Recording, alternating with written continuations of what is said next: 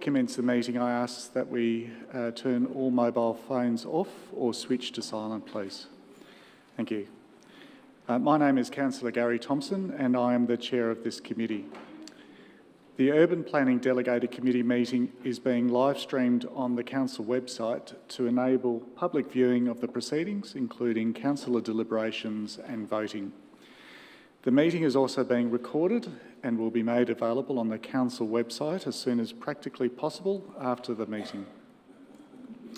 Should technical problems be encountered during the meeting will be adjourned until the problem is rectified, or if needed, the meeting will be postponed.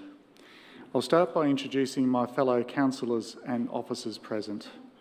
Seated to my left and closest to me is Councillor Jim Park, Councillor Cynthia Watson, the Deputy Mayor, Councillor Wes Galt, Councillor Lisa Hollingsworth, and opposite Councillor Hollingsworth we have the Mayor, Councillor Jane Addis, Councillor Di Gillies, Councillor Felicity Sinfield, Councillor Susan Bigger, and Councillor Victor Franco.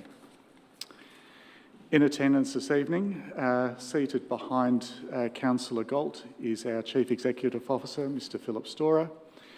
Seated to my immediate right is our Director of Urban Living, Mr Scott Walker, and seated behind Councillor Sinfield is Mr David Cowan, Manager of Strategic and Statutory Planning. Seated to my immediate left, Ms Kristen Ritchie, Coordinator of Governance, and to her left, Ms Elizabeth Manu, Senior Governance Officer. There will also be a number of other officers in attendance this evening, and they will be introduced as they present their reports. Essentially, the purpose of the Urban Planning Delegated Committee is to deal with issues under the Planning and Environment Act and the Building Act. This committee has delegated authority to make decisions on behalf of Council. Councillors are familiar with the report, which includes a summary of all objections received. For those in the gallery presenting this evening, when we come to the agenda item, it will be introduced by officers. I will then call you up one by one to come forward and address the committee. If you're making a submission, please present your viewpoints as clearly and concisely on why you support or otherwise oppose the planning application. Please do not repeat what earlier speakers have said and keep submissions focused on relevant issues and points not previously raised. If you're opposed to the planning application, please inform the committee why you're opposed and suggest an alternative approach which would satisfy your concerns. Please focus on your concerns rather than matters of history or detail in the officer's report. There is a strict time limit of 3 minutes for every speaker, including councillors, and whilst as chairperson I reserve the right to vary, I seldom do. I'll ask speakers to sit at the end of the horseshoe table, adjacent to the Mayor, and I'll ask those speaking against first, followed by those in favour. At the 2.5 minute mark, I'll ring the bell to indicate that you've got 30 seconds to conclude your presentation. Ms Ritchie, are there any apologies this evening? Through you, Chair, there is one apology for tonight's meeting. Councillor Stavrou. Thank you. Thank you, Ms Ritchie. Move on to the item on the agenda papers. Item 1, adoption and confirmation of the minutes of the Urban Planning Delegated Committee meeting held on the 21st of February 2022. Councillors, I'm in search of a motion to adopt and confirm the minutes. I've got Councillor Hollingsworth. Happy to adopt as circulated, thank you. Thank you. And seconded, Councillor Gillies. Thank you. Is there any opposition to that item? There appears to be none. I'll declare that item carried. Thank you, councillors. We'll move on to item 2, a declaration of conflict of interest of any councillor or council officer. Are there any conflicts of interest this evening? There appears to be no conflicts of interest. Thank you. We'll move on to our first officer report, item 3.1, Amendment C333, Borrow, the Glen Iris Heritage Gap Study, consideration of the panel report. The officer presenting this evening will be Mr Christian Wilmson, Coordinator of Strategic Planning. Thank you, Mr Wilmson.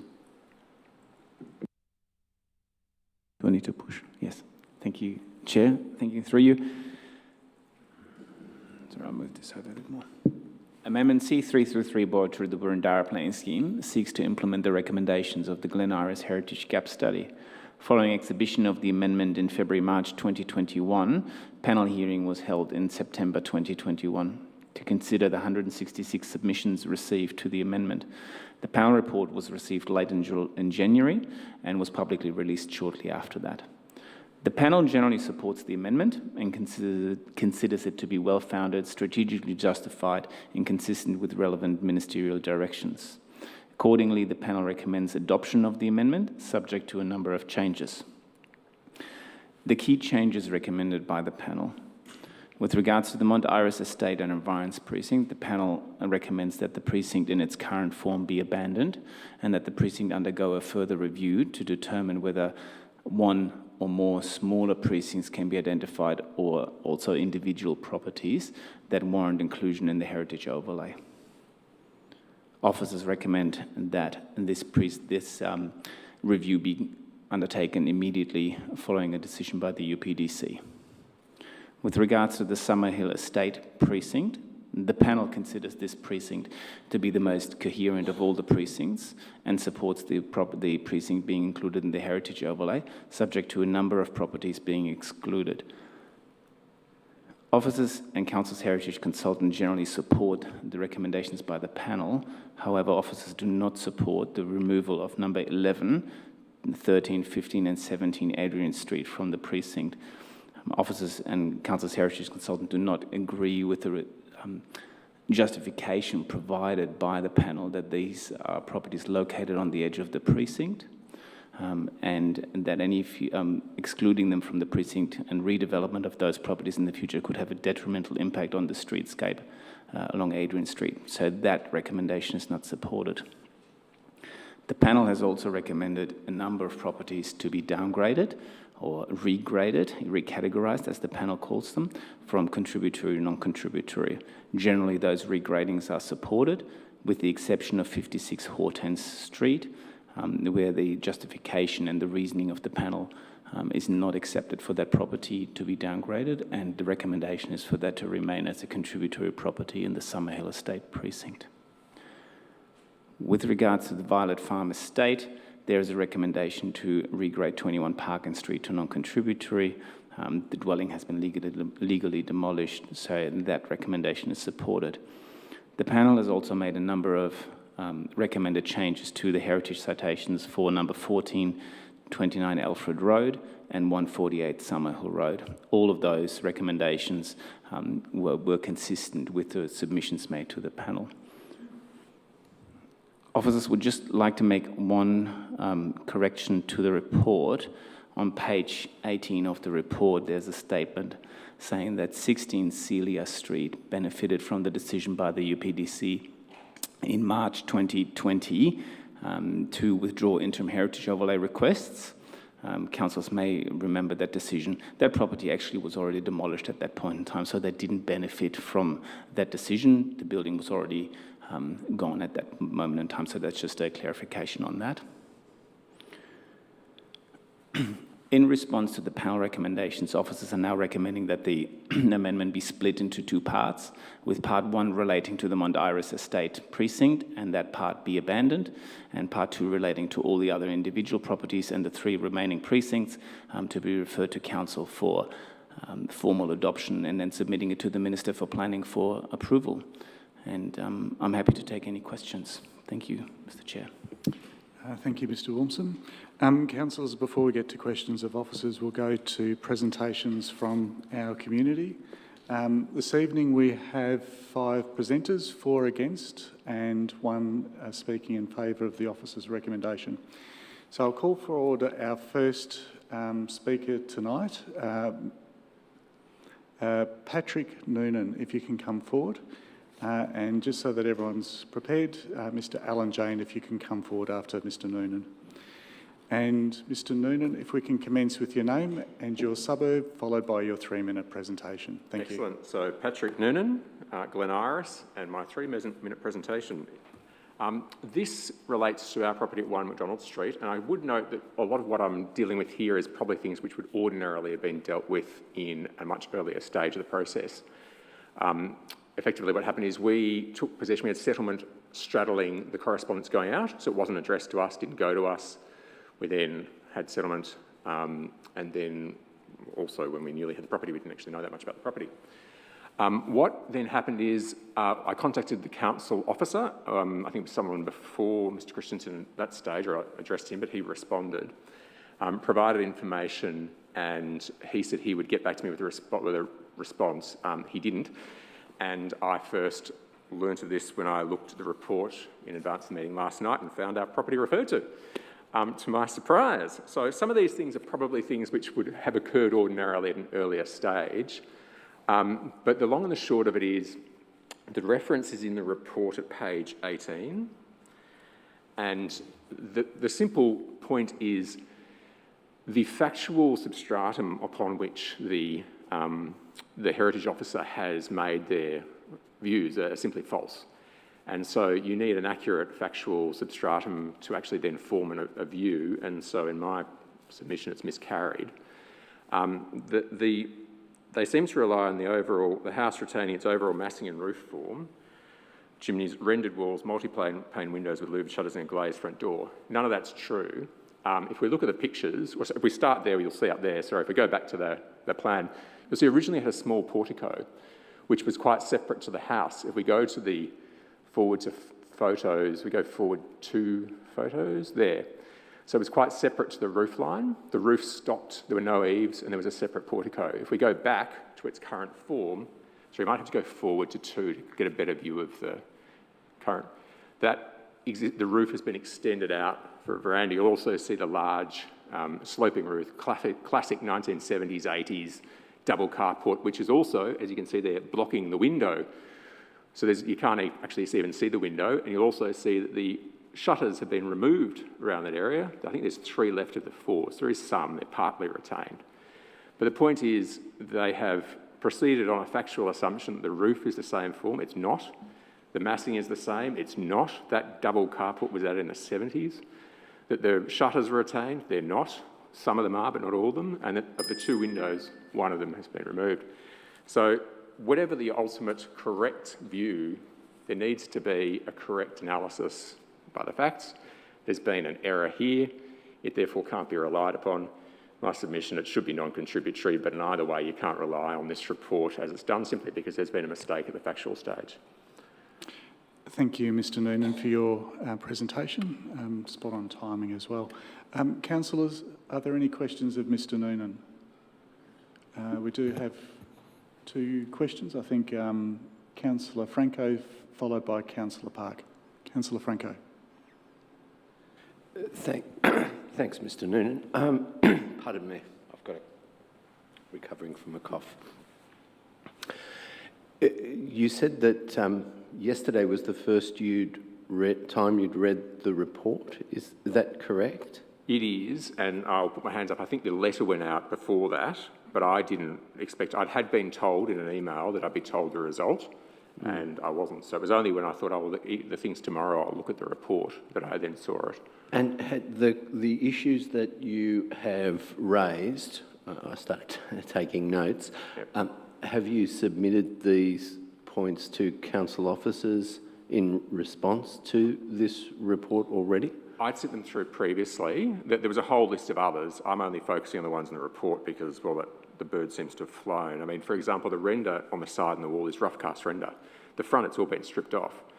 So there's a whole lot more that I'd sent in the email at the time, which was back in March, and most of them haven't even been dealt with. The roof material, by the way, has changed. They're flat concrete tiles. They were previously terracotta. You can see that in the photos. There was a whole lot more in there in what I sent to the council officers sort of 6 or 8 weeks ago, whenever it was. And the panel report, is that consistent with, on 1 McDonald Street, with the officer's summary? So if we go to, I mean, you're referring to page 18, but I don't know if the panel report refers to your property in particular. I don't know if it does. I tried to do a quick keyword search and I couldn't find a reference separate to that. It might be, and I'm happy to be corrected if the officer tells me it is, and I'll look at it, but from a quick keyword search, I couldn't see it. We might ask the officers to address that, Councillor Franco. Okay, and just final question. So what you're seeking is non-contributory on the edge of a precinct rather than contributory. That's the specific. That's the specific, and I would say I would accept it if it seems to be based on an accurate factual substratum, because, you know, at the end of the day, I'll accept an expert opinion, but so it's sort of an alternative position. My position is it doesn't seem to be contributory to me, but I'll defer to the expert. But if the expert's given a report based on accurate facts, not on false assumptions and errors. Thank you. Thank you, Councillor Franco. Councillor Park. Mine's not so much a question as a request. Can I just go back to the older photographs? Right,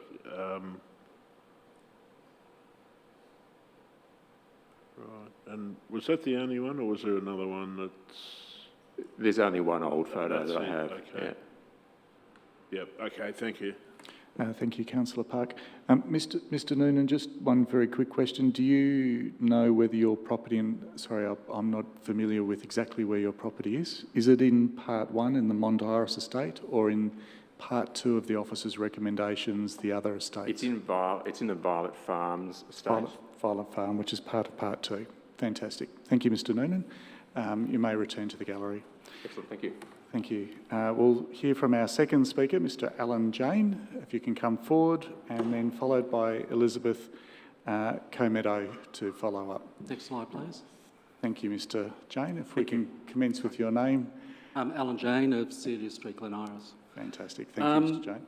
In Ms Schmieder's report, she talks a lot, or a bit about, I asked a question and got an answer about the Golf Links estate. And my family's been in that estate for 60 years, and I've been in the Summerhill estate for 30 years. And I just want to show you what's going on in the Golf Links estate to just give indication as to why I don't support the heritage overlay for the Summerhill estate. Next slide, please. I was actually living in Oron Crescent while my house was being built in Celia, rebuilt in the house in Celia Street. And this reno was done in 2020. And to me, there's a heck of a lot of concrete, and it looks like a two-unit dwelling to me. Could we go on to the next one, please? The house next door, while you can't see it from the front, you can see in that photo, if you look above that white car, that's the extension to 26 Oron Crescent.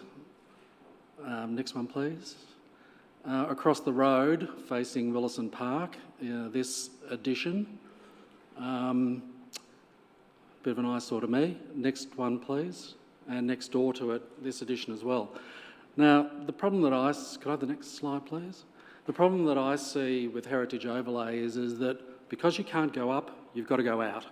And that means that you lose your total backyard, and those photos pretty much prove my point. Obviously, with that, you get no tree canopy, which is bad for our environment. I'm adding in there that for those of the new councillors, overwhelmingly residents objected to the heritage overlay. A simple fact is that from a pricing perspective, which I know we're not meant to take into account, but it's an issue for the owners, and that is that the fewer people that are interested in buying a property means a lower price, and that is fact. In fact, there's a board on the other side of Summerhill Road that has in big letters, not subject to heritage overlay. And so reading all the pros and cons, all the people that say, give us heritage overlay because it stops McMansions, I think those photos and the information I've given prove that it actually makes it worse, not better. My own new house that I built takes up 35% of the block, and the ones in those photos look like they take up way, way, way more than 35%. So I would ask you to annex the Summerhill estate, if you would be so kind. Thank you, Mr Jane, for your presentation. Councillors, are there any questions of Mr Jane? There appears to be one from Councillor Franco. Could you go back to show the property 26 Oron Road? Oron Crescent. Oron Crescent.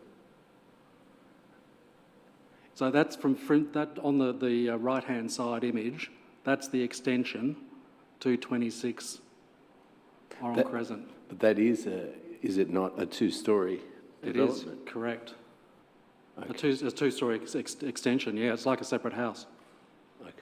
But I thought your argument, maybe I've got it wrong, was that two-storey was being prevented rather than facilitated. The point is that if you've got a house at the front, I mean, for example, my neighbours across the road, they've done a beautiful job and it's a beautiful house and they wanted to stay there. And all they wanted to do was put a couple of dormer windows in and go back, and the house lended itself to that beautifully, okay? When this whole process started, they went to the council and the council said, no, we can't put in 2 dormer windows, so they sold the property. And I mean, it makes me cry. It's so restrictive that if you can't go up, you've got to go out. It's as simple as that. And if we don't allow sympathetic extensions, then we're doing it wrong, and we're going to get more of this, and that's a bad thing. Thank you, Councillor Franco. Councillors, any further questions of Mr Jane? There being none, thank you for your presentation. So if we can have our third speaker, Ms Elizabeth Cometto, and if we can follow up with Mr Greg Price afterwards. And thank you, Ms Cometto. If we can just commence with your name and your suburb and your 3 minutes. Elizabeth Cometto from Glen Iris, 14 Street. I wanted to raise a few issues concerning the overlay. I'm not talking about my personal property. I wanted to ask, first of all, is it clear that whether the existing original fences, attached garages and outbuildings to properties, both contributory and non-contributory, will now require a planning permit? And can you elaborate whether garage facades attached to some of the existing, both contributory and non-contributory properties, often with narrow driveways, inappropriate to accommodate modern cars, will be allowed to be demolished to accommodate additional off-street parking on individual properties? Otherwise, further street parking will occur, which is creating quite a problem in many of the more narrow streets. I'd also like to ask, because I didn't feel that during the hearing these issues were clarified, what is the situation for the erection of solar panels, which will be observable from the street in some cases, because it's the most appropriate place climatically to put them, whether this will be approved by council and what particular strategies are they going to impose? And what... Point of order, Chair. I think the submitter is confused. I mean, clearly this isn't question time. This I'm raising these questions because I felt that these questions these issues were not clarified sufficiently. And as properties... Ms Cometto, if I can just address Councillor Parks. I'll allow Ms Cometto to continue, and I think the officers will deal with some of the questions as a matter of rising. But Ms Cometto, if you can just maybe focus the remainder of your presentation more on the officers' report. Thank you. My questions really were to do with, I suppose, the results of some of these reports. I was really concerned about the fact that, and I think these issues haven't been addressed, that during the hearing there were some residents who reported significant external and internal structural issues to their properties, and they paid for professional advice, a considerable amount of money was involved, which stated that the repairs were not financially sustainable for the owner. So I just wondered how the council regards this from a socially equitable point of view for those residents who are not in a position to pour money into their property to make them livable. And I think this is quite a question that needs to be answered, because there were quite a number of people who presented at the hearing in November with these issues. And I just feel that there are issues that still need to be addressed that will cause further issues down the line unless they are. So if you can just wrap up, sorry. Yes, all right. Thank you. So my concern is that there are issues related to the hearing that, from both the contributory and non-contributory point of view, that will really occur subsequent to these recommendations for owners of properties. And I just feel that there needs to be further clarification. Thank you, Ms. Cometto. And there might be questions of councillors, but I will ask the officers to address in matters arising some of those questions that you've raised. Thank you. Thank you. So our next, there are no further questions for Ms. Cometto. Our next presenter is Mr. Greg Price, followed by Ms. Christina Brannigan. Thank you. Mr. Price, you're familiar to the council chamber. If we can commence with your name and your address. Thank you. Indeed, thanks. Greg Price from Glen Iris. Good evening, councillors. I oppose the... Sorry. That was actually me. I do apologise. I've pushed the wrong button. No problem. I oppose part of the Mont Iris findings and recommend an amendment to the recommendations that you'll be voting on tonight. Essentially, recommendation 8 to include some words, some additional words, which is basically to it states undertake a further heritage assessment, and I'd insert bounding the area to include High Street, Munro, Tower Hill, and Hilltop.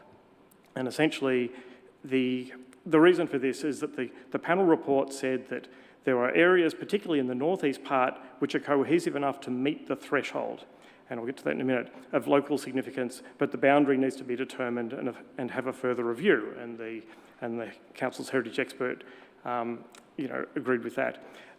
Essentially, we explored in the panel hearing that what they do is they're meeting the minimum threshold to include something in as far as heritage goes. So it's not a matter of it's a higher threshold, and so panel found that the properties in the northeast corner met that threshold, and it didn't talk about the rest of it. Previously, and other people had spoken at some of the hearings at UPDC and so forth about the east-west streets aren't in such good condition and so forth, and really the north-south ones. And so those streets that I've nominated for in that change, it really extends on the existing heritage overlay up at the Ashburton end. And if you go around the streets, it's like the properties are in better condition, the area is more coherent and so forth. I'd also recommend that the boundaries are drawn not according to a bird's eye view or roadways, but rather than include the streetscapes, as in include both sides of the street. So rather than just say, we'll pick off a few houses on one side, we're not talking about some, something that's really iconic on a wide road. So it's really, I think, given that heritage overlays, it's all about the visual presentation, that it should include both sides of the street. And so my recommendation does cover off, the intent and recommendations of the panel report. And just to be clear, there's in page 133 of your paperwork, if you go on that one, it's a little bit misleading because some of the gradings are incorrect. There's half a dozen or so incorrect. What was I going to say? So I think that as far as the removing the interim heritage overlays, it should either be dialed down or removed. Two of the precincts didn't have interim controls on them while this whole process went on, and I haven't heard of any issues. But the significant properties have already been identified in the Mont Iris estate, and they're not part of HO 901, so they'll be covered off separately. The significant properties have been identified, so we're really just talking about the contributory and non-contributory ones, and we should focus it, as the panel recommends, on the northeast corner. Thanks. I've done it to myself now. Well done, Mr. Price. You're spot on your 3 minutes. Councillors, are there any questions of Mr. Price? We do have a question from Councillor Franco. Thank you, Mr. Price. Could you be specific as to which... Well, firstly, I'll start with you do think recommendation 8, or I'm asking if you think recommendation 8 should go ahead but with a much clearer limitation. Is that correct? Yes, if we are going to explore the area more fully, and I guess this is where it's subjective, but it's either remove 8 completely, or if it does proceed, then really focus it onto the area that the panel said met the threshold, and not the entire grab bag, because it's. If you've read the panel report, it was there. It's the whole area is a real mixed bag. And we've been saying this all along, and we've sort of brushed aside and things like that. We live in the area, and they're the streets that we really need to focus on. Can you specify exactly which streets, and perhaps for the benefit of myself and other councillors, identify on a map or give us a page reference that we could see specifically which ones you're Certainly. referring to? So the panel talked about splitting off High Street. So as far as there's and unfortunately I don't have the maps in front of me, but... Yeah, Mr Price, if you can just, I guess, respond to Councillor Franco's question just to identify the map exact streets, sorry. The streets, and Yes. just for the assistance of councillors. Yeah, sorry. High Street, Munro, Tower Hill and Hilltop. There are various avenues, streets and roads or whatever. That includes High Street then? Yes. And the panel recommended doing looking at one or more precincts, but it said that High Street was different and unrelated to the other houses immediately south in those remaining 3 streets that I mentioned. Can I... As in, I think what they were basically saying is that the properties on High Street should be one heritage overlay and with significant statements and so forth, and the ones in the side streets, in those other, in Munro, Tower Hill and Hilltop, should be a separate heritage overlay in itself because they're unrelated to the properties in High Street. Just, Mr Price, just to follow up, if I may interject, Councillor Franco, because it might assist, are you also including those houses in those streets fronting onto Dent Street? No. So Just purely in those streets, because I think down the bottom end, close to Dent Street, there's some non-contributory ones, and I think that we should be addressing, both sides of the streets. So not including the bottom ones, but I guess the panel recommended that there be another look into the issue to go and find the exact boundaries, and I suggested those streets rather than property numbers because I think the boundary does need to be decided, and there are non-contributory properties down there, and so you've got a matter of groupings and things like that, and that's above my pay grade. Councillors, any further questions of Mr Price? I might just add a question, Mr Price. Obviously, by virtue of what you've suggested to councillors, you define quite precisely a boundary, but you went on to suggest that maybe it's above your pay grade for an expert to define that boundary. So which are you seeking? Are you seeking a defined boundary, or are you seeking heritage advisors to define the boundary? I'm seeking to define the boundary for the study, and as far as what's above my pay grade, as far as the specific properties around the edges, because the panel suggested that there be a boundary, the boundaries be redefined around those. So would it be fair to say broadly defined by rather than precisely defined by? Correct. The study should include those streets, and then experts should look inside those streets. Very good. Sorry if I wasn't clear. No, just it assists. I think it might assist councillors. Any further questions of Mr Price? Thank you, Mr Price. You may return back to the gallery. Thanks very much. Thank you. And we'll call forward our last presenter, Ms Christina Brannigan, and also familiar to the council chamber. Welcome, Ms Brannigan. If we can commence with your name and your presentation. Thank you. Yes, thank you. My name's Christina Brannigan. I live in Camberwell in a heritage protected house. Thanks for the opportunity to speak. I just wanted to come and speak very briefly in support of the officer's recommendations, and also really to thank Strategic Planning for all the work that they do. As I think a lot of us feel that what they've been doing is very challenging, but we do really appreciate all the extra protection that council's managed to achieve over the last few years. And I think, maybe just to speak for a moment to something that was raised earlier, I live in a protected contributory grade house, and I have found over the years that council does do a very good job and work very helpfully and in a very sympathetic way with you if you do try and make alterations to your house. So hopefully that may allay some fears. And finally, I think I just wanted to say that I think that we will feel very sure, in the long term, 10, 20, 50, 100 years' time, that we're doing the right thing. I think people will look back and think that we did do the right thing today when we protected all these houses. and buildings. That was what I wanted to say. Thanks. Thank you, Ms Brannigan, for your presentation. Councillors, any questions of Ms Brannigan? There being no questions, you may return to the gallery. Thank you. We'll now turn to matters arising. Mr Wilson. Thank you, Mr Chair. All right, not as many speakers as we had last time, so hopefully it's going to be a bit quicker than last time. In response to Mr Noonan and regards to 1 McDonald Street, I think Mr Noonan contacted us or myself in early March, and that's correct. And the information that he provided in the form of the photos that you've seen tonight and plans and additional plans to what you've seen tonight, there was more material.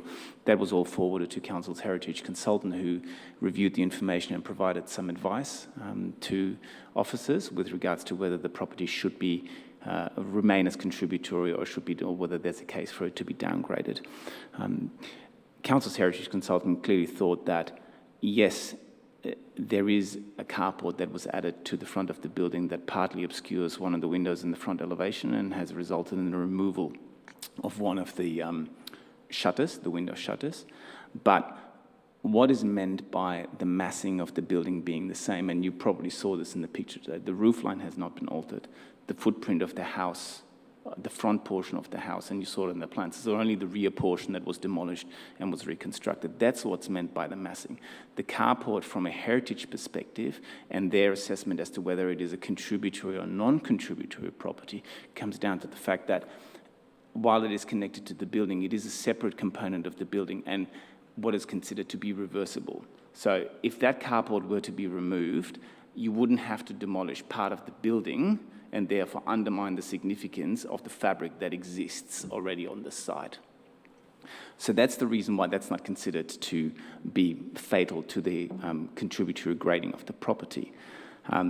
Yes, the most substantial change probably has been, and this is acknowledged by Council's heritage consultant, the alteration to the pergola or the front porch. But what has been put in place is a very simple structure. It's not something that is out of character with this type of architecture, so we don't have a fake Victorian bullnose veranda that's been added to this. So it's still in keeping with the style of it. And if you look at contributory properties throughout Boroondara and the changes that have been made, the front porch is the one component that's probably most commonly altered. So it is very common for contributory properties to have some alteration. And it's to be expected that there is some alteration to contributory properties. And in this case, clearly, Council's heritage consultant doesn't think that the changes that have been made to the building have really had any impact on that significance to the point that the property warrants downgrading to non-contributory. Now, some of the other changes that were referred to in the email that didn't get addressed tonight, they related to overpainting of brickwork, that's reversible. There was a mention of the roof material having changed. That's also to be expected for a contributory property, that in time materials have to be replaced. So as a whole, there wasn't enough here to justify going down, and certainly not a point where there are factual errors in the consideration of what the heritage consultant has considered. They've certainly considered all the matters, and it might be more a matter of opinion as to whether those changes that have been made to the building are strong enough or extensive enough to justify downgrading. And certainly the position remains that there's not enough changes to the building to justify downgrading. All right. With regards to the submission by Mr. Jane, the photos that were provided, I don't necessarily agree that that's an evidence to suggest that the heritage overlay leads to more intensive development in the rear backyard. I don't think that those are outcomes that you wouldn't also see if there wasn't a heritage overlay on those sites. Clearly, the heritage overlay, compared to a site that's not in a heritage overlay, has a demolition trigger to ensure that the significant fabric remains on the site, and that poses a limitation that you don't have if a building is not in a heritage overlay. So where you now have a property that has a more significant extension at the rear, that needs to be made that decision needs to be made on a case-by-case basis on the context of the site and whether the extent of the changes has an impact on the heritage significance of the property. That's the test under the heritage overlay. Everything else with regards to building heights, setbacks, site coverage and so forth, that's all controlled under the zone. The heritage overlay doesn't change that. So that is the difference between having a heritage overlay on it or not. If you don't have a heritage overlay, you cannot control whether the significant fabric in the form of the original house remains on the site or not. And if that's gone, then you can demolish the house and you might end up with 3 or 4 houses on the same site, which now accommodates one house with a large extension. So I don't think that there's any evidence to suggest that the heritage overlay leads to more intensive outcomes or leads to outcomes that result more in the removal of trees, more site coverage or so forth. I don't think that there's any evidence to support that suggestion.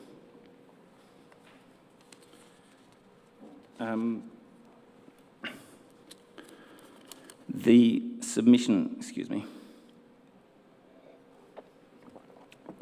with regards to the permit triggers by Cometto, so there's a planning permit trigger, whether the property is contributory or non-contributory for fences and for the demolition of outbuildings and the construction and any external changes to the building, whether that's contributory or non-contributory. What's acceptable has to be determined on a case-by-case basis through the planning permit process. And that's the way that the planning system is designed to account for context, to account for the specific circumstances, and in the case of the heritage overlay, the particular contributory value or significance of any given property. Council's heritage policy provides guidance around solar panels and also with regards to the issue of the consideration of structural integrity of a building. While generally the preference is for buildings to be retained, there is provision to consider, if a building becomes structurally unsound to the point where it cannot be fixed anymore, for council to issue a permit for the demolition of that building. But again, that decision has to be made on a case-by-case basis as part of any planning permit application. And those are matters that are addressed through that process rather than where we are now in deciding whether property goes into the heritage overlay on a permanent basis or not. Is there anything else? Oh, okay. Yeah. So there was also a comment on the financial position, and it's a very well-established position of planning panels that the financial impact on individuals is not a consideration in determining whether the heritage overlay gets applied. Wider community or societal financial impacts can be considered, but not on an individual basis. Submission by Mr. Price with regards to the extent, basically asking for the review of the Mount Iris estate to be limited to a particular geographical area. Officers don't believe that there is merit at this point in time to limit that review. It's also not as clear-cut to say that the panel said it's only the northeastern corner in the streets that Mr. Price mentions. If you look at the executive summary, there is a statement here that says, include 12 Dent Street if 6 to 28 Dent Street remain in a future precinct. The panel also says, recategorize 7 Hilltop Street and 12 Dent Street to non-contributory if they are included in the future precinct. So it's not like the panel has excluded other areas than those mentioned by Mr. Price and has already said or reached a conclusion that they shouldn't be in a future precinct. They're leaving the door open, and it's really up to the experts to determine of the precinct as it was conceived or proposed. Yes, that doesn't stack up, but let's not limit where you're looking at now. Overall, look at the precinct, and there'll be some areas definitely that will come out, and they're identified, and whatever consultant will do the further work, they will have to consider that, but it is too early to limit the review to a particular geographical area at this point in time. That's Council's officer's position on that matter. Is there anything else? And I think that concludes everything. Happy to answer any questions that may be, Mr. Chair. Thank you, Mr. Wilson. So, councillors, we'll go to questions of officers, and if I just remind councillors, this is an opportunity for questions, not preambles or statements, please. Councillor Galt. Thank you very much. It's a question, a point of clarification. Point 4 in your recommendation. Can I assume that the attachment 4 is the amended study and that all your recommendations have been taken into consideration in that attachment? And what you're currently, particularly that part 2 is now left out and that 11 to 7 Adrian Street are left in? Through you, Mr. Chair. Yes. So what's contained in attachment 4 reflects all the recommendations by officers and the panel. Thank you. One just further clarification on point 10A, where you talk about, you finish with the words to identified properties. Should that read identified properties and precincts? You could, but precincts are made up of properties. That's why it refers to properties. Okay, thank you. Thank you, Councillor Galt. Councillor Franco. Thank you, Chair. I have some questions relating to the Montoris estate, relating to 1 McDonald Street, and relating to flood zones. So, yep. Do you want to go through your questions? Okay. Going to the Montoris estate, can you confirm when the interim heritage overlay will expire? I have to quickly look that up.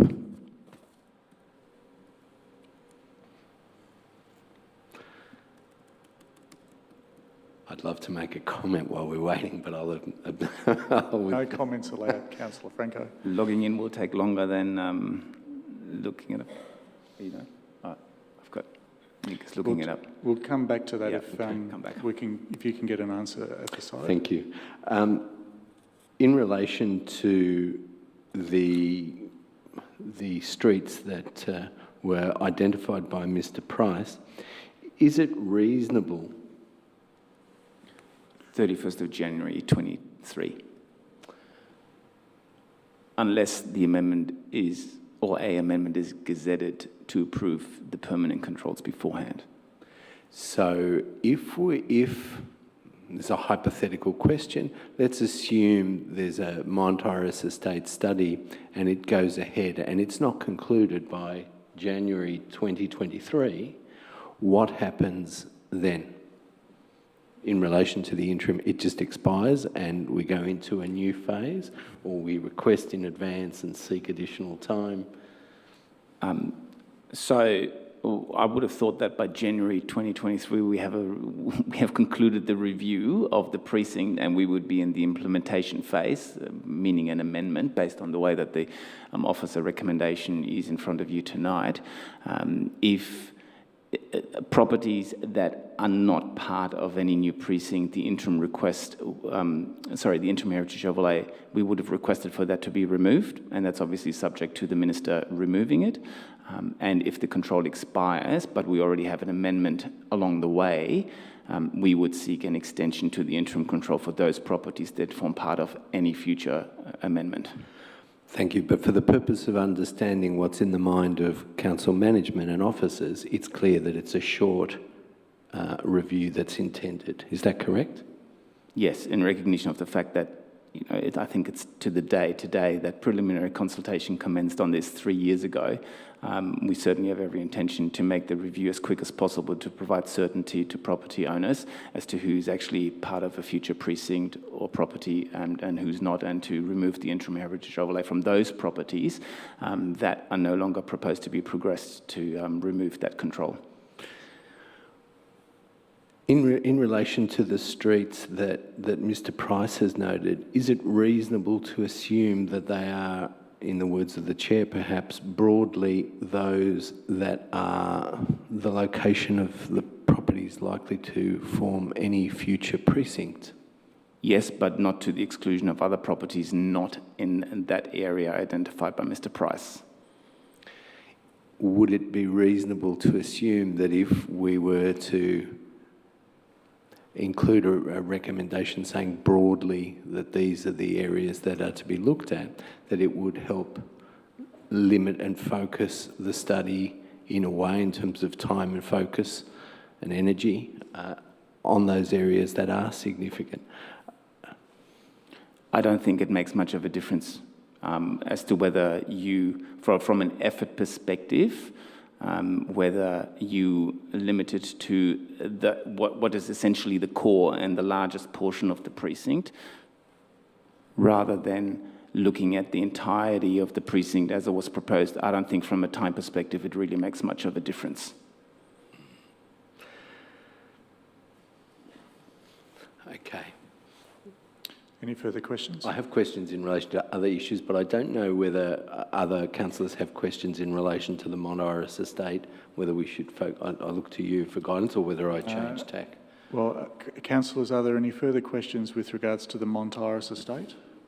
There appears to be none, so I think you may move on to other estates. Councillor Franco. In relation to 1 McDonald Street, did the panel consider the submission made by Mr Noonan?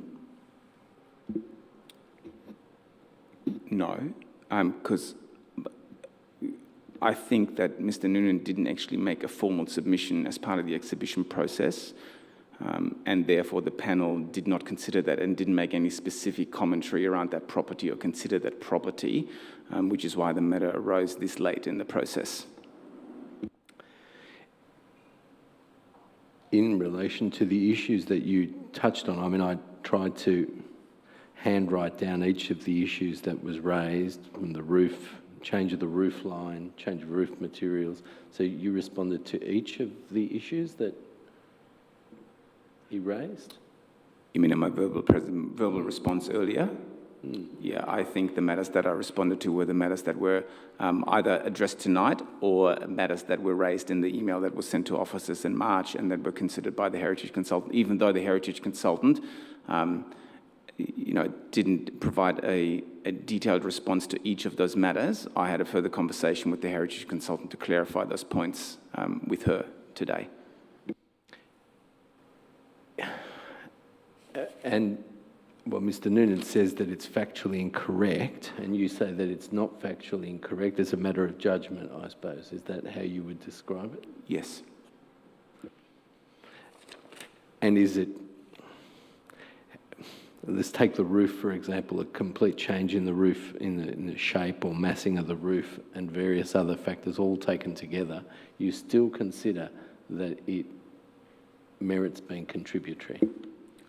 I think the issue is that what is presented as a change to the massing of the building is in actual fact not a change to the massing of the building, because if you compare the two photos, you will see that the roof line is exactly the same. There was no change to the primary roof line.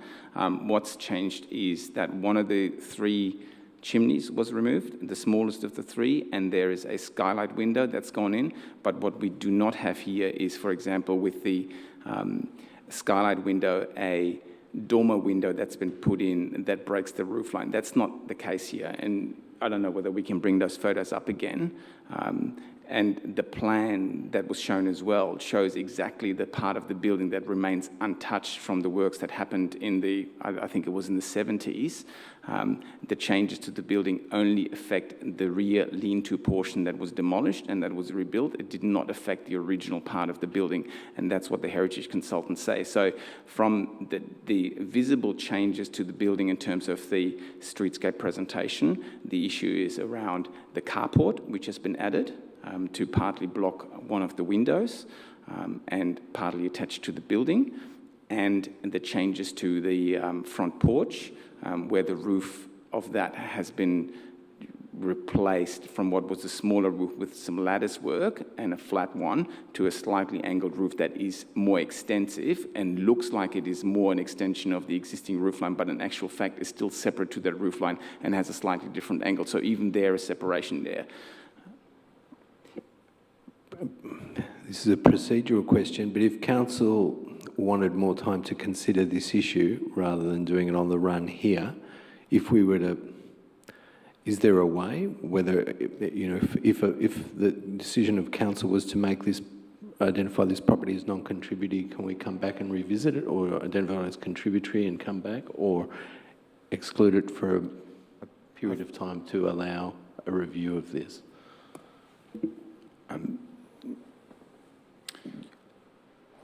there's always a way in the future to, consider those matters, and gradings happen and have happened in the past.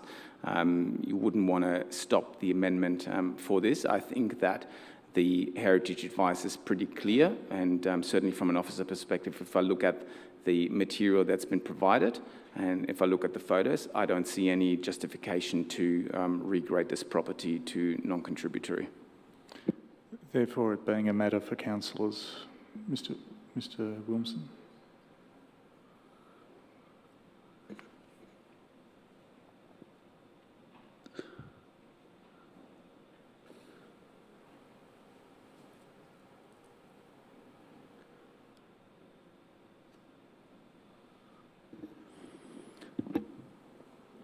So, if there was more evidence to suggest that the extent of changes to the building was greater than what has already been considered by the heritage consultant, or if you wanted someone else another opinion on this matter, there is scope for the matter to be reviewed in the future and through the approval process with the Minister and DELP, for example.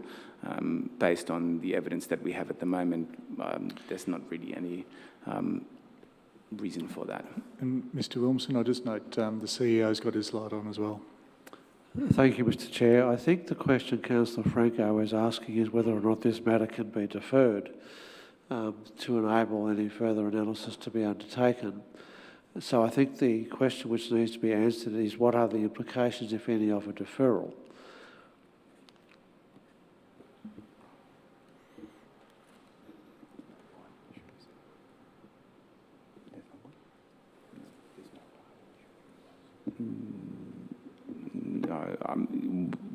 No, there wouldn't be. You'd have to defer the whole amendment, unless you wanted to split the amendment into a separate part and another part to remove this matter from it as well, or this precinct from it. From a procedural perspective, we would just have to get an exemption from the Minister because we'd be outside the timeframes within Ministerial Direction number 15. That's an exemption that we would have to seek, which we would likely get anyway. But from a procedural perspective, that's wouldn't be a stumbling block.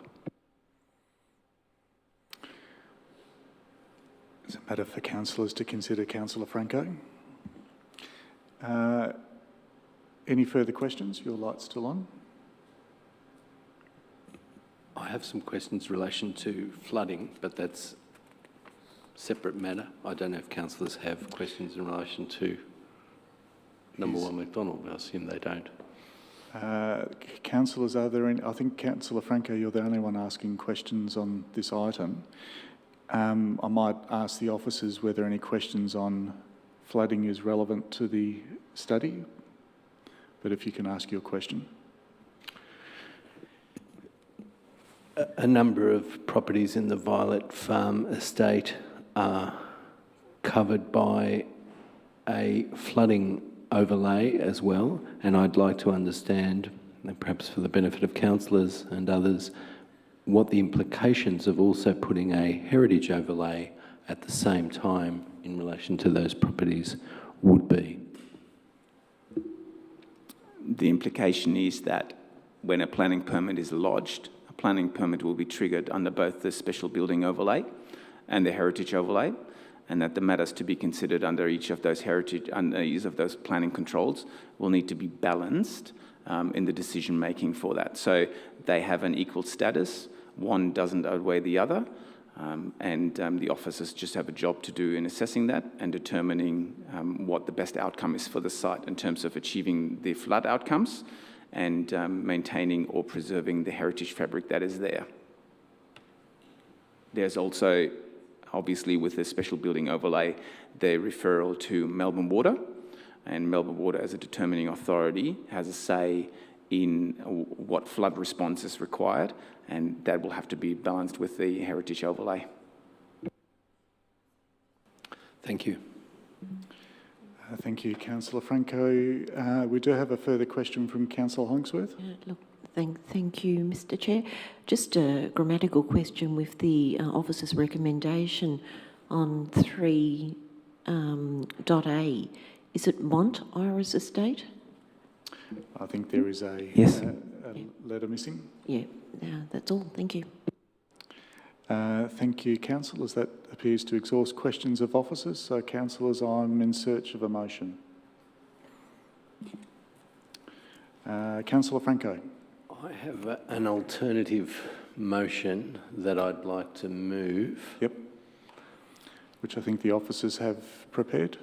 Yeah, which I've asked the officers to prepare, but I don't know if they have it.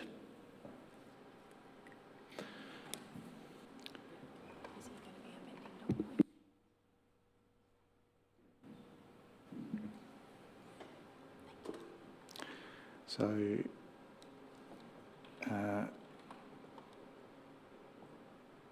and if so, Councillor Franco, this includes changes to item 8 and includes a additional item C, 10C.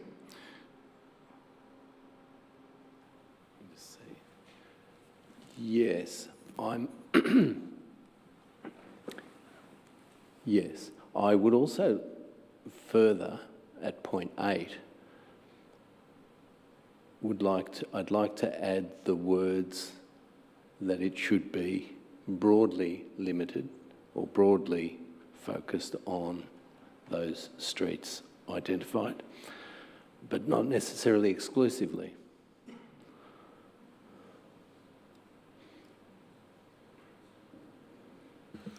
Just for the assistance of the mover, 10C is nonsensical because of its placement with 10. It probably should come out as a separate paragraph because of the reference to the minister. Yep, thank you, Councillor Park. Sorry, yep. Thank you. So that'll be item 11. And Councillor Franco, you've got item 8 has been amended. I think, can you just read through the wording of that? So I'll read it out. 8, undertake a further heritage assessment of the Mont Iris Estate and Environs Precinct, bounded, well, perhaps not bounded. Bounded, is bounded the correct word? To broadly include High Street, Munro Avenue, Tower Hill Road and Hilltop Avenue, to determine whether one or more smaller precincts and any individually significant properties can be identified as meeting the threshold for inclusion in the heritage overlay. You mentioned before, but not limited to. But not limited to, yes, thank you. So that first broadly include, but not limited to. Drop bounded, yeah. And drop bounded, see, precinct, to broadly include, yeah. Bounded to, those words, delete. To broadly include.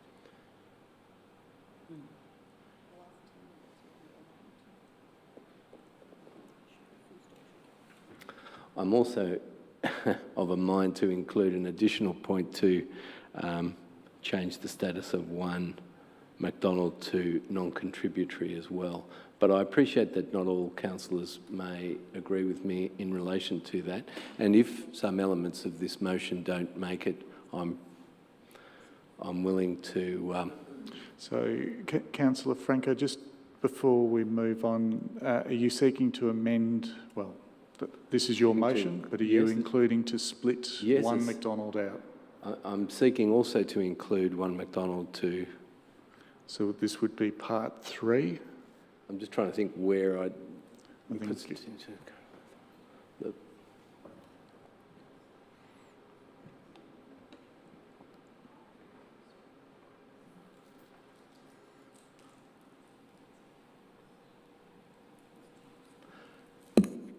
But if I... So... Split.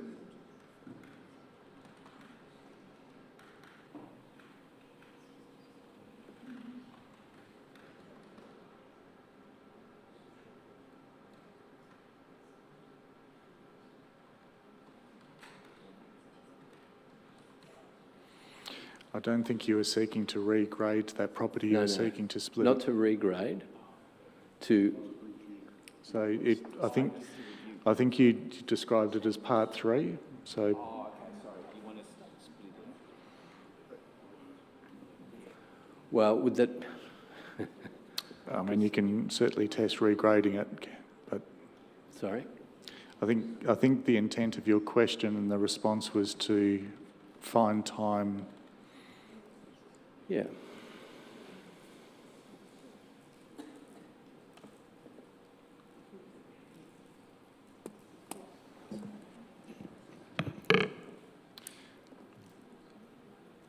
Chair, I wonder whether it might be helpful to adjourn for a few moments to refine this and allow... Some discussion. Yep. I'm happy to seek an adjournment for 5 minutes. Support All that. those in favour? I declare that carried. Thank you, councillors.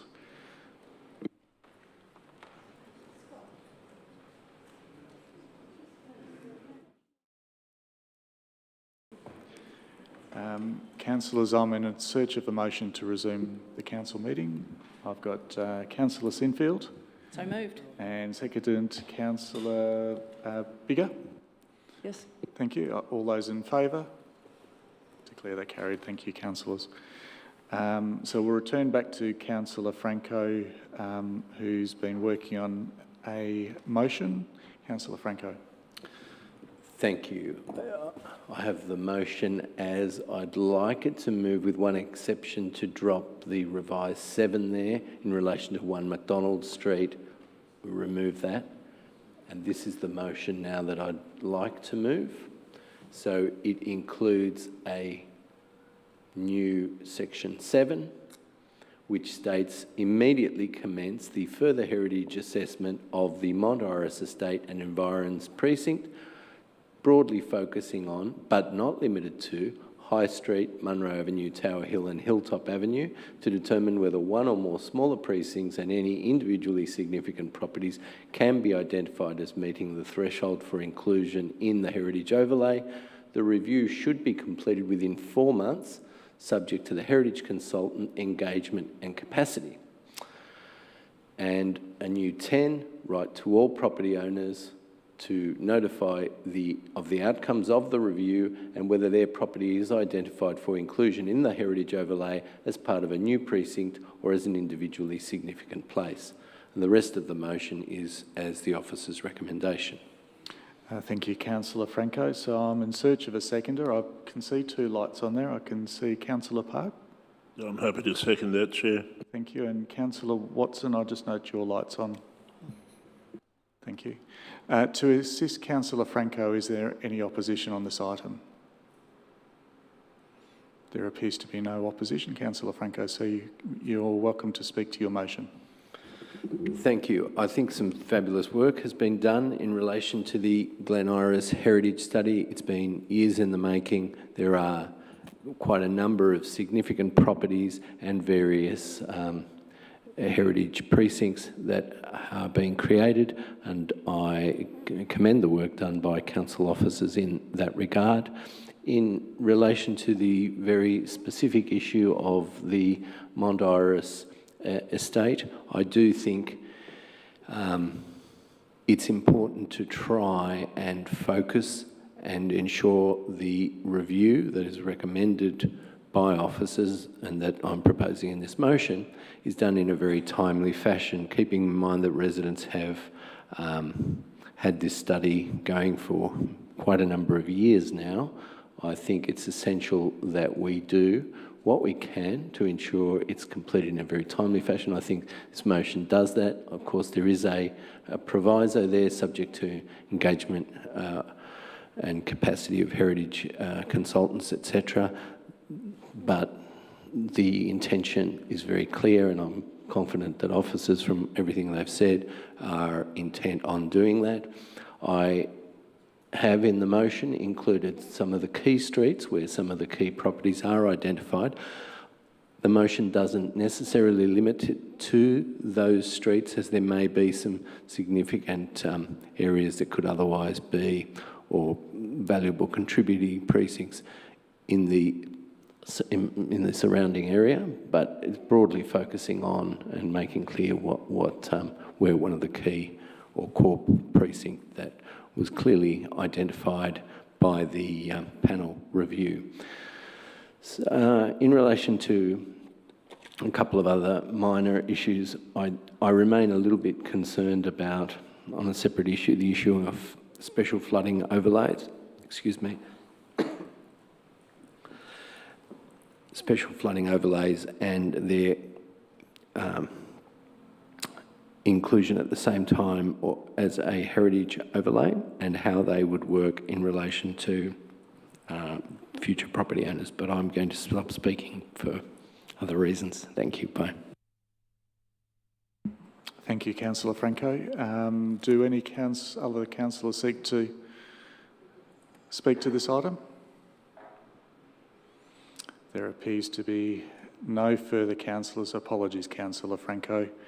Are you happy for this motion to be put to the vote? I'll now put the motion to the vote. All those in favour?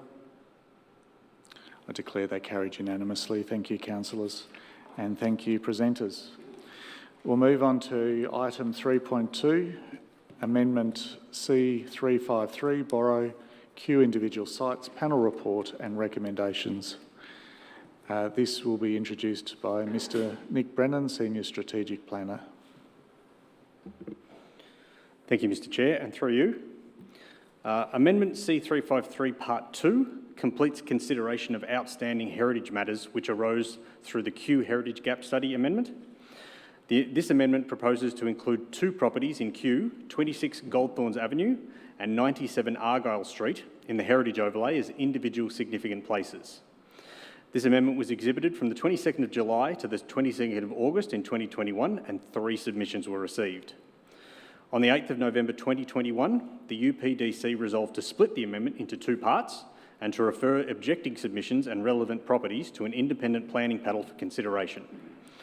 As no submitters wished to address the panel in person, the panel was held on the papers in lieu of a public hearing.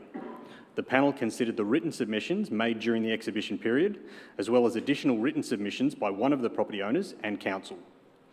The panel report and recommendations were received on the 9th of March 2022 and made public on the 23rd of March 2022. The panel has supported council's recommendations that the 2 properties be included in the heritage overlay, subject to some changes to the heritage citations to include additional information about the properties. Officers recommend that UPDC resolve to receive and acknowledge the panel's report, to adopt the updated heritage citations, and to refer Amendment C353 Part 2 to an ordinary meeting of council to be adopted. Thank you. Thank you, Mr. Brennan. Councillors, there are no presenters this evening, so I'll turn to questions of officers. Councillor Sinfield.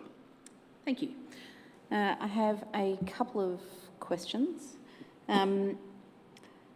I would like just to hear from Mr. Brennan that because this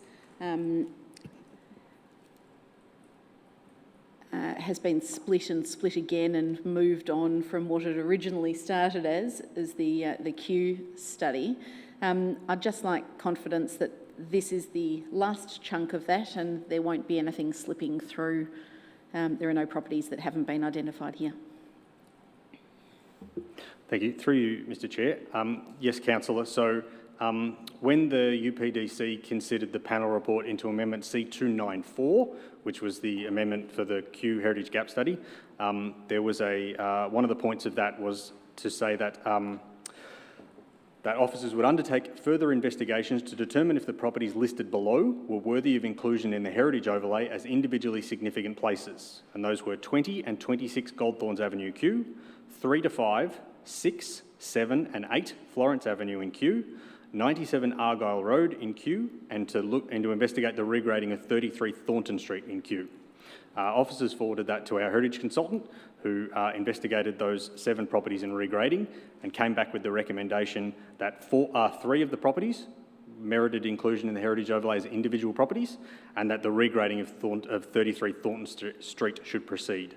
The regrading of 33 Thornton Street and 3 to 5 Florence Avenue were dealt with through Amendment C353 Part 1, so they did not receive any objecting submissions. So when this amendment was split, those were referred directly to an ordinary meeting of council and adopted and referred to the minister. That amendment has now been approved and is in place in the planning scheme.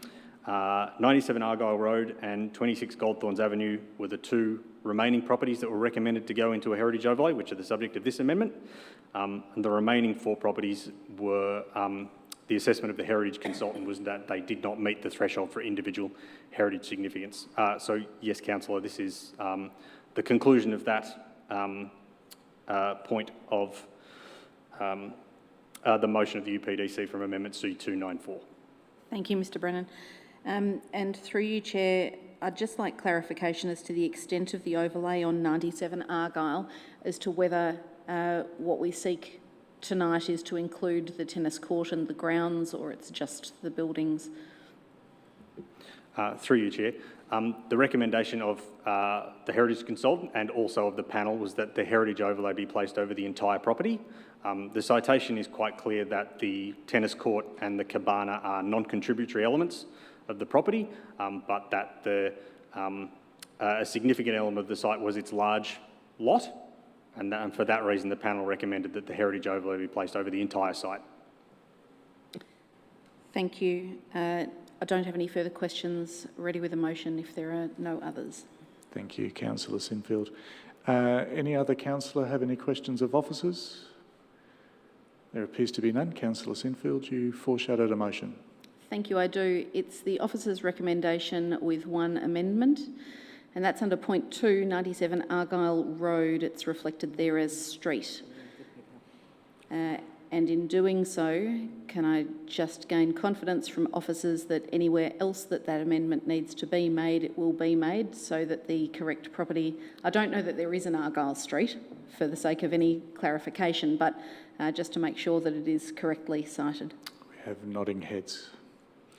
So that's your motion, councillors. I'm in search of a seconder. Councillor Gillies. Happy to second. Thank you, Chair. Thank you. To assist Councillor Sinfield, is there any opposition? There appears to be no opposition. Councillor Sinfield. Wonderful, thank you. I'll be brief. I think these two properties speak for themselves. I'm delighted that they will be protected forevermore. 26 Goldthorns Avenue is a wonderful property. It's an example of an old English style property, and it sits proudly like a little queen on the corner of a street, and I remember fondly walking past it as a child, and it can be seen from the anniversary trail. And it's lovely the way it sits up on the corner there, so I'm delighted that that's protected. 97 Argyle Road also sits alongside the anniversary trail on the western side of the trail, proudly on the high side of it. And again, it's one of those properties that many people riding past or walking past on the trail will identify with, and it's great that they are both protected. So I thank the officers for their work on these, and I think the community will be really pleased that we are meeting their expectations and desires under the council plan and the community plan and our heritage action plan. So thank you. Thank you, Councillor Sinfield. I don't see any other lights on from councillors seeking to speak to this item, so I'll put the motion to the vote. All those in favour? I declare that carried unanimously. Thank you, councillors. We'll move on to item 4, general business. Are there any matters of general business this evening? Councillor Sinfield, I do note your light's still on. No matters of general business. Thank you. We'll move on to item 5, urgent business. Are there any items of urgent business?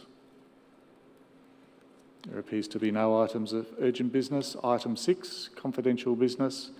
There are no items of confidential business this evening.